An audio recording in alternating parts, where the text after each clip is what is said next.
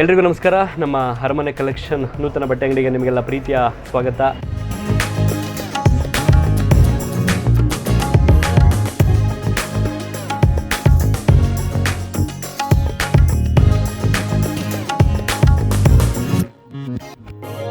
ಬಹುಶಃ ನಾನು ಯಾವ ಕಾರಣಕ್ಕೂ ನಿರೀಕ್ಷೆ ಮಾಡಿರಲಿಲ್ಲ ಇಷ್ಟೊಂದು ಜನ ನಮ್ಮ ಕೇರ್ಪೇಟೆ ಜನ ಬಂದು ಬೆಂಬಲವಾಗಿ ನಿಲ್ತಾರೆ, ಸಪೋರ್ಟ್ ಮಾಡ್ತಾರೆ ಅಂತ.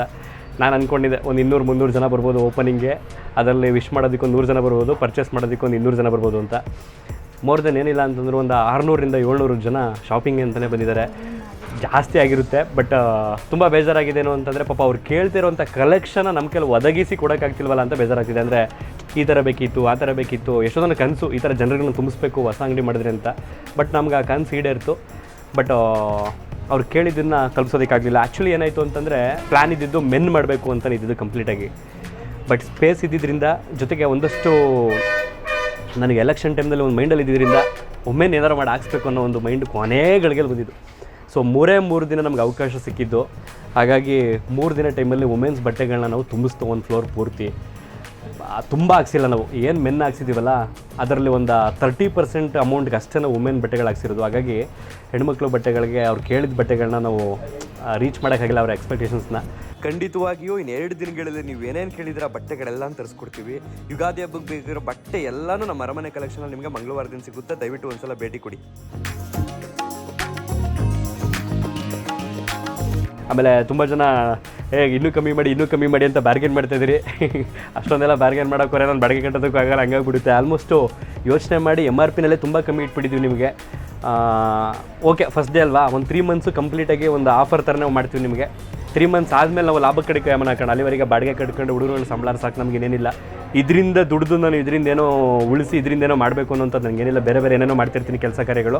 ಇದು ಬಂದು ಸಣ್ಣದಾಗಿ ನಮ್ಮ ಕೇರ್ಪೇಟೆಯಲ್ಲಿ ನಮ್ಮ ಮನೆ ಹತ್ರ, ಅಂದರೆ ನನಗೆ ನನ್ನ ಫ್ಯಾಮಿಲಿಗೆ ಹತ್ರದಾಗಿ ಏನಾರು ಒಂದು ವರ್ಕ್ ಥರ ಇರಲಿ ಅನ್ನೋ ಒಂದೇ ಒಂದು ಕಾರಣಕ್ಕೆ ಇದನ್ನು ಮಾಡಿರೋದು ನಾನು ನನ್ನ ಹುಡುಗ ಸೇರಿಕೊಂಡು. ಸೊ ಓವರಾಲ್ ಆಗಿ ಥ್ಯಾಂಕ್ ಯು ಸೋ ಮಚ್. ಯಾರ್ಯಾರೆಲ್ಲ ಅತಿಥಿಗಳು ಬಂದು ಪ್ರೀತಿಯಿಂದ ನಮಗೆ ವಿಶ್ ಮಾಡಿದ್ರಿ, ಶುಭ ಕೋರಿದ್ರಿ, ನಿಮಗೆಲ್ಲ ತುಂಬ ಹೃದಯದ ಧನ್ಯವಾದಗಳು. ಬಹುತೇಕ ನಾನು ಇನ್ವೈಟ್ ಮಾಡಿದ ಎಲ್ಲ ಗೆಸ್ಟ್ಗಳು ಬಂದಿದ್ರಿ. ಥ್ಯಾಂಕ್ ಯು ಸೋ ಮಚ್ ಎಲ್ರಿಗೂ. ನಾನು ಕೇರ್ಪೇಟೆ ಜನ ಸದಾ ನಿಮ್ಮ ಋಣದಲ್ಲಿ ನಿಮ್ಮ ಸೇವೆಯೆಲ್ಲ ನಿರ್ತೀನಿ. ಬನ್ನಿ, ಆದಷ್ಟು ಬೇಗ ನಮ್ಮ ಬಟ್ಟೆ ಅಂಗಡಿಗೆ ಭೇಟಿ ಕೊಡಿ. ನೀವು ಏನೇನೆಲ್ಲ ಎಕ್ಸ್ಪೆಕ್ಟ್ ಮಾಡ್ತಿದ್ದೀರಿ, ನೀವು ಏನೇನೆಲ್ಲ ನಿರೀಕ್ಷೆ ಮಾಡ್ತಿದ್ದೀರಿ, ಎಲ್ಲ ಬಟ್ಟೆಗಳನ್ನು ಕೂಡ ಹಾಕ್ಸಿದ್ದೀವಿ. ಆಲ್ಮೋಸ್ಟು ಪುರುಷರು ಅಂದರೆ ಮೆನ್ ಬಟ್ಟೆಗಳಲ್ಲಿ ಎಲ್ಲ ಥರದಲ್ಲೂ ಹಾಕ್ಸಿದ್ದೀವಿ, ಯಾವುದರಲ್ಲೇನು ಕೊರತೆ ಮಾಡಿಲ್ಲ. ಬಟ್ ವುಮೆನ್ಸ್ ಬಟ್ಟೆಗಳಲ್ಲಿ ನೀವು ಕೇಳೋ ಥರ ಇನ್ನೂ ಹಾಕ್ಸಿಲ್ಲ. ಬಟ್ ಅಪ್ಡೇಟ್ ಮಾಡ್ತೀವಿ ಆದಷ್ಟು ಬೇಗ ಅಂತ ಹೇಳ್ತಾ ನನ್ನ ಮಾತನ್ನು ಮುಗಿಸ್ತೀನಿ. Thank you so much. ಯಾರ್ಯಾರೆಲ್ಲ ಬಂದು ಇವತ್ತು ನಮಗೆ ಸೇಲ್ ಮಾಡಿಕೊಟ್ರಿ, ಜೊತೆಗೆ ವಿಶ್ ಮಾಡಿದ್ರಿ, ಜೊತೆಗೆ ಬಂದು ಭೇಟಿ ಕೊಟ್ಟು ಹೋಗಿದ್ದೀರಿ, ಧನ್ಯವಾದ. ಮತ್ತೆ ಬನ್ನಿ ನಮ್ಮ ಅರಮನೆ ಕಲೆಕ್ಷನ್ಗೆ. ನಂಬಿಕೆನ ಉಳಿಸ್ಕೊಳ್ತೀವಿ. ಅರಮನೆ ಕಲೆಕ್ಷನ್ ಒಳ್ಳೆ ಗುಣಮಟ್ಟದ ಬಟ್ಟೆಯನ್ನು ಕೊಡ್ತೀವಿ.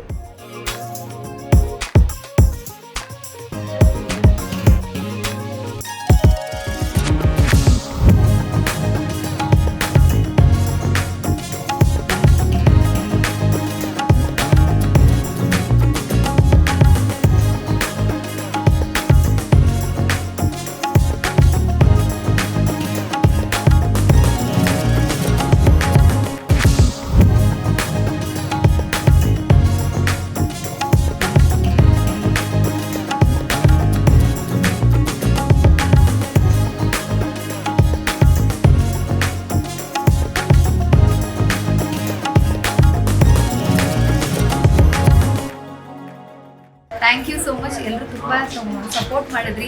ತುಂಬ ಜನ ಬಂದು ಲೇಡೀಸ್ ಸ್ವಲ್ಪ ಬರೀ ಕೈಯಲ್ಲಿ ಹೋದ್ರು. ಯಾಕೆ ಅಂತಂದರೆ ಅಷ್ಟು ಕಲೆಕ್ಷನ್ಸ್ ಇರಲಿಲ್ಲ ಅಂತ ಹೇಳ್ಬಿಟ್ಟು. ಇವಾಗ ನಾನು ಹಾಕೊಂಡಿರೋದು ಇದು ನಮ್ಮ ಅಂಗಡಿದೆ. ನನಗೆ ಸಿಕ್ಕಾಪಟ್ಟೆ ಇಷ್ಟ ಆಗಿ ಫಸ್ಟು ನಾನೇ ತೊಗೊಂಡು ಹಾಕೊಂಡಿದ್ದೆ.